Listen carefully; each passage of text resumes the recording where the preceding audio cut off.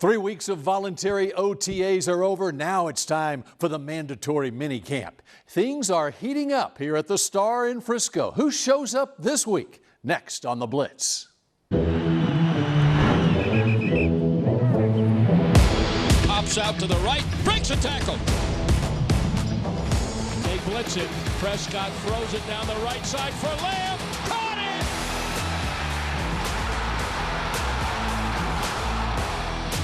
Back to throw, rush, sacked by Parsons.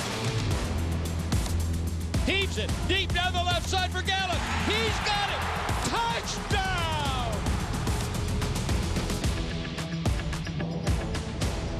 Yes, it's all been voluntary up until this point. Now things get mandatory here at the Star in Frisco. Welcome to the Blitz. Bill Jones along with Kyle Yeomans, who has voluntarily shown up each and every week, well, maybe with the exception of 1 week over the last 14 weeks here. Yeah. But now he's avoiding that fine, and he's going to show up because it's mandatory minicamp week, Kyle. It's mandatory. Our producer, Caden, would be in my text messages all day long if I wasn't able to show up. So I had to be here. You know what? The voluntary stuff out of the window. You get the mandatory stuff going on right now. I love this time of year because it's starting to ramp up, getting closer and closer to Oxnard. Well, and things got a little bit interesting this past week as Dalton Schultz voluntarily decided not to be here for the last week of OTAs. And head coach Mike McCarthy understands Schultz's position. I mean, Dalton's been here. Dalton's been here every single day, since the season's been completed. So, I don't think there's been a week where I haven't seen Dalton. So, so I'm not worried about his commitment or, what he's done. I mean, he's in great shape. If he was standing here, he'd tell you this is the strongest he's ever been. So, I mean, he's put a tremendous amount of work into the offseason, and I think this is clearly why I separate it. It's business. It's business that he's tended to, and it's understood. But to think that he hasn't done the work would not be accurate. The coach understands Schultz's position. His teammates understand it as well. Let's break it down a little bit. Of course, he is set to play on the franchise tag this season. Of course, he would like a long-term deal. The team would like to work out a long-term deal too. But when you look at the market tight ends right now around the league and the situation, it's an interesting situation to say the least with that July 1st deadline to get a long-term deal done by. Yeah, you look at the explosiveness of a guy like Dalton Schultz, and it's never going to be off the charts. He is a steady player for this Dallas Cowboys offense, and a big reason for his numbers is just how consistent he was. He had 8 touchdowns a year ago, over 70 receptions, over 700 yards, only one of 2 tight ends in Cowboys history to achieve that feat, him and Jason Witten. So his consistency over the course of an entire season is enough to at least make a play for a bigger contract. But if you're putting up against the George Kittles and the Zach Ertz and the Travis Kelce's of the world, you're not necessarily going to see them as competitors. But then the David Njoku from Cleveland gets a deal where he's getting paid over $13 million a year, which is far more than what Dalton Schultz is even receiving on his franchise tag this year. Then it does bump that tight end market up a little bit, makes things very interesting, and it does present a bit of a conflict for a tight end like Schultz where the explosiveness isn't there, but man, he does bring some consistency. Yeah, and the value that Schultz is in this offense. Now, he is under contract for this year, $10.9 million franchise tag, and it may wind up playing out that he plays out on that franchise tag and then is able to test the market next spring. But he is valuable in this Cowboys offense, especially when you look at the depth behind him at the tight end position. No doubt about it. It's a lot of youth back there and a lot of really role players, if you really want to put it that way, with like a Jeremy Sprinkle and a Sean McCune as guys that are solely blocking tight ends. You go out and you draft a Jake Ferguson in the 4th round. He should bring some more all-around look to the tight end position. But for the most part, Dalton Schultz is that guy who is going to make an impact. He was 3rd in the NFL this season in terms of receptions for tight ends against zone coverage, something that was a real bugaboo for this Cowboys offense in 2021. He was better than Zach Ertz. He was better than George Kittle in both of those numbers. I think this is a player that the Cowboys would love to get wrapped up long term, but the money has to be right. Well, and with the mandatory minicamp this week, he is subject to a fine if he does not show up this week. It'll be interesting to see how it plays out as we go forward to that July 15th deadline as well. We're just getting started on this edition of The Blitz.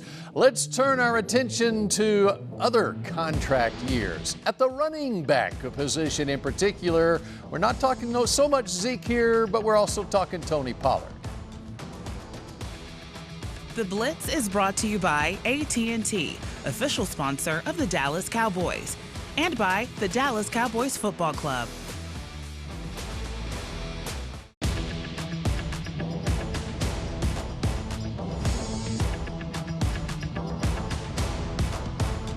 This segment is brought to you by AT&T, official sponsor of the Dallas Cowboys. Opportunity to get your Dallas Cowboys cheerleader magazine. It's the Cowboys Star magazine, the digital copy now available for you as we continue now here on The Blitz. Your Dallas Cowboys report. Bill Jones along with Kyle Yeomans. We turn our attention now to the running back position for the Cowboys. And of course, you got the two-headed monster back there with Zeke Elliott. You got Tony Pollard. Tony going into a contract year. We know also about Zeke's contract situation as well. But look at the numbers from last year for the Dallas rushing duo, as Zeke just over the 1,000-yard rushing mark, and really combined, Pollard had over 1,000 yards rushing and receiving. Yeah, there's really a good case that they're one of the best running back duos in the entire NFC, and it's something that was a bit disappointing toward the back half of the season a year ago. If the running game was rolling, so was the offense. But especially with some of those struggles past the bye week in 2021, it relied a lot on the health of Ezekiel Elliott. He played through a torn PCL throughout much of the season. He came back throughout OTAs. He has been a participant in every single one of the practices so far. And then when talking to the media, he said, "I'm healthy. I'm back. I'm 100%. And then he's trying to get better. He's trying to get quicker. And of course, you can see some of the explosiveness throughout some of these off-season practices. He's got to find a way to contribute at a consistent level throughout the season like he has throughout much of his career. Well, and I remember going back to training camp last year. Zeke looked great, outside of the season. Then he dealt with the injury as the season wore on. It's a great situation to have when you got two running backs of the ability of Zeke and Tony Pollard. Absolutely. Ezekiel Elliott, you looked at week 4 as the week where he suffered that PCL injury, and then he played the entire rest of the season with it. But before that, he was plus in the yards per expected category, or yards per game expected. He was minus 10 throughout the entire season when everything was said and done at the end. Tony Pollard, on the other hand, 25 yards per game over the expected throughout the entirety of the season. That doesn't even mention his type of production that he had from a special team standpoint. Had the 100-yard return for a touchdown last season. He's been one of the more electrifying receivers. When you pull him out of the backfield, you put him in the slot. You could even put him outside. You saw the 57-yard touchdown that he had against the New Orleans Saints down in the Superdome. He is as explosive as they come, and it's kind of that mountain, that thunder and lightning, that back and forth of this running back duo that can keep defenses off balance, but they need the thunder to pull its weight and not maybe stay healthy throughout the entirety of the season, and maybe the Lightning will get a couple more shots at it as well. And you look at the numbers for Pollard rushing the football last year, 5.5 yards a carry, which was tied for second in the league. Very impressive. And I think it's very interesting what the Cowboys might be able to do as an offensive, with their offensive scheme this year, and with the situation at the wide receiver position, Pollard's ability to catch the football. You can line him up in the slot, and maybe we can see more of Zeke and Pollard on the field at the same time. I think you're exactly right. That 20 personnel that you look at specifically with both of those guys on the field at the same time, I think it's something that Kellen Moore should have not only one or two plays in the playbook for, but maybe a couple pages in the playbook. Tony Pollard, coming out of Memphis, was a wide receiver / running back. He knows how to play the wide receiver position, and he can do so at a high level. If you're able to put Ezekiel Elliott in the backfield, have Tony Pollard in that 20 personnel and able to push him out wide, maybe put him in the slot, put him outside again, because he can do both there as well. I think it's something that this Cowboys offense could do again to maybe relieve some of the pressure on these young wide receivers without Amari Cooper, and then, of course, without Michael Gallup in the fold early in the regular season. All right, there's great competition for playing time on this roster, and there's great competition in other ways off the field. We saw some of it on display this week at the Home Run Derby, and what a night this guy had, Micah. This segment was brought to you by AT&T, official sponsor of the Dallas Cowboys.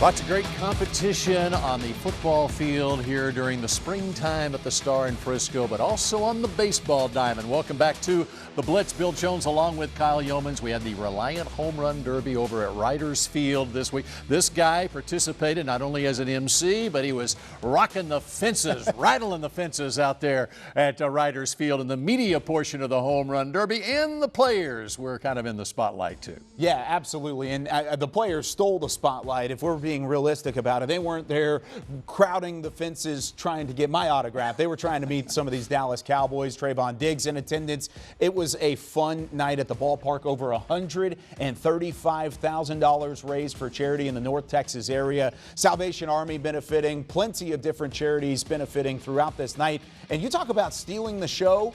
That guy right there, Micah Parsons, stole the show. He hit 2 out of the yard, even trotted around the base paths after hitting one of them over the fence in left field. But it was Leighton Vander Esch that came out on top and was your Home Run Derby champion. He raised the most money for charity, taking the crown away from Dak Prescott, who held it since 2019. But Leighton Vander Esch hitting a couple bombs late, had a great round, and it helped the Cowboys raise over $80,000 to charity and going straight to the Salvation Army.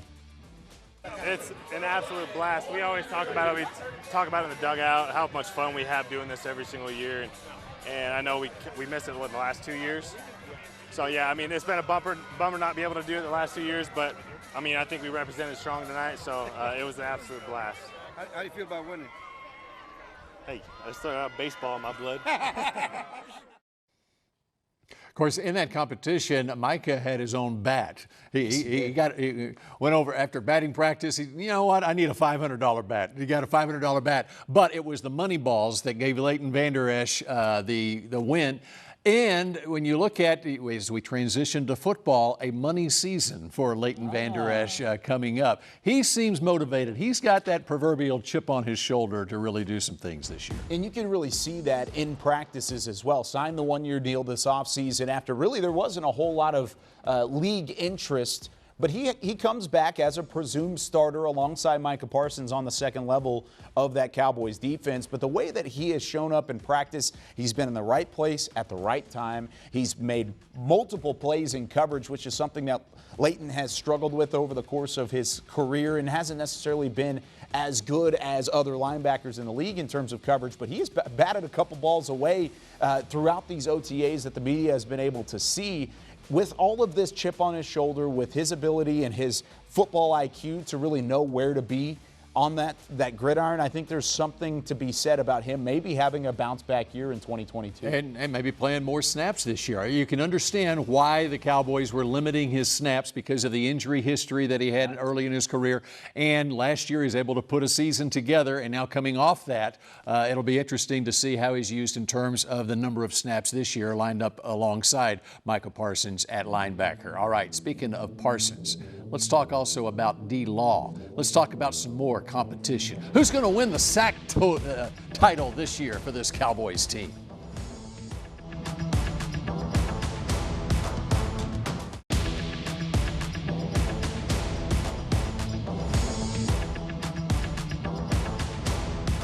Welcome back to the Blitz, your Dallas Cowboys report. Now it's time to hear from Britt Johnson as she takes an up-close look at an ongoing competition on the defensive side of the football.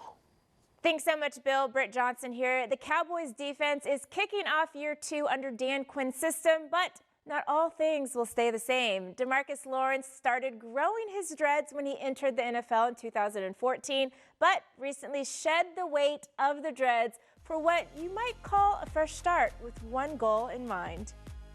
Become the stat leader again. I let a rookie, show me up last year. Shout out to my boy Micah,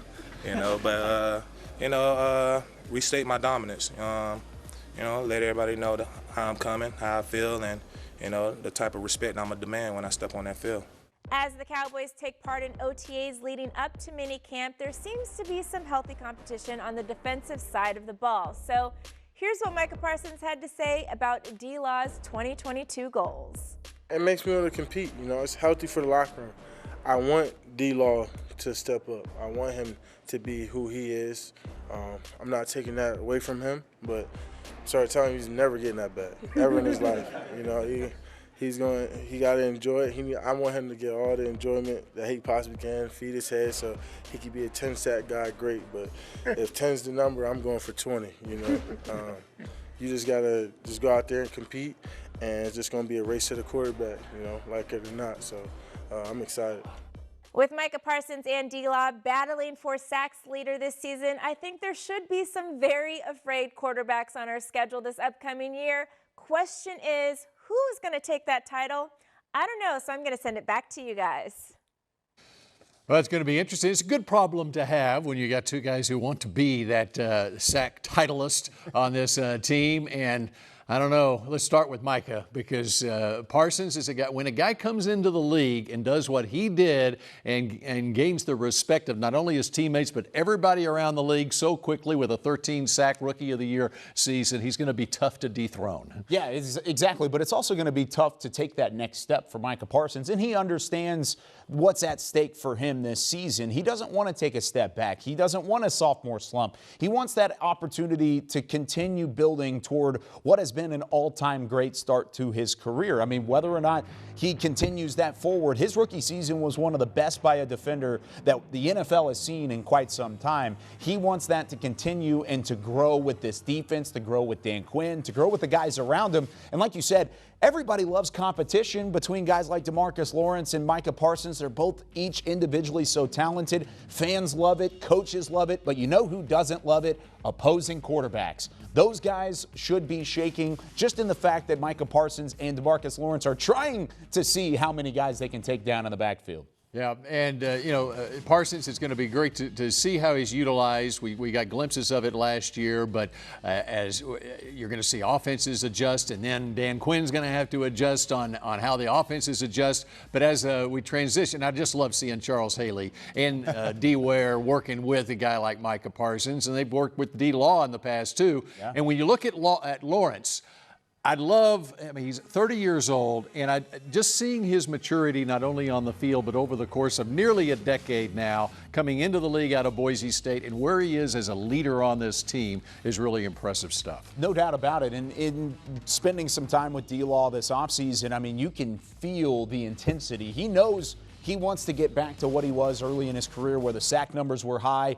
He's had the pressure numbers, but he wants to finish the job, and allowing the work ethic of Dan Quinn to kind of enter the fold, having that competition with Micah Parsons, but also knowing his role as a veteran and as a leader. He's even been coaching up offensive tackles on how to combat some of the moves that him and Parsons are throwing at them. It's something that this offense and the defense are going to benefit from in the long run, having a guy like D-Law on your roster. And hopefully it will be a full, healthy season for DeMarcus Lawrence. Of course, he missed 10 games last season with a broken foot. All right, when we continue here on the Blitz, we wrap up the show and we pay tribute to an all-time Cowboys great.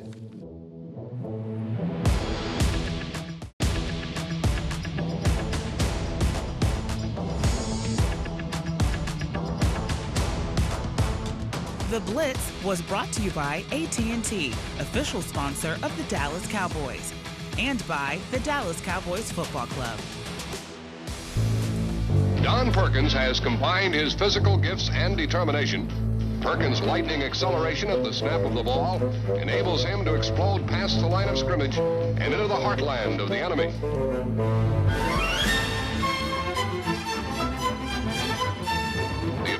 keep his feet after absorbing the jolts of would-be tackles makes Perkins very difficult to contain.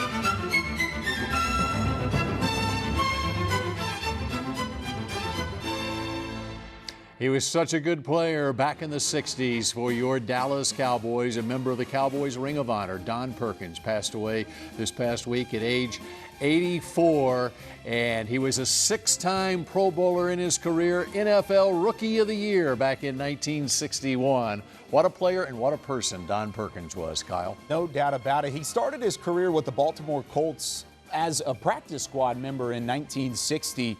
And then 1 year later, he comes here to Dallas, plays for the Cowboys. And you mentioned those 6 Pro Bowls. That came over the span of just 8 seasons. You talk about complete dominance of the NFL. He showed it from the moment he stepped on the field in Dallas. And Don Perkins transitioned right into the network TV booth with CBS right after his career.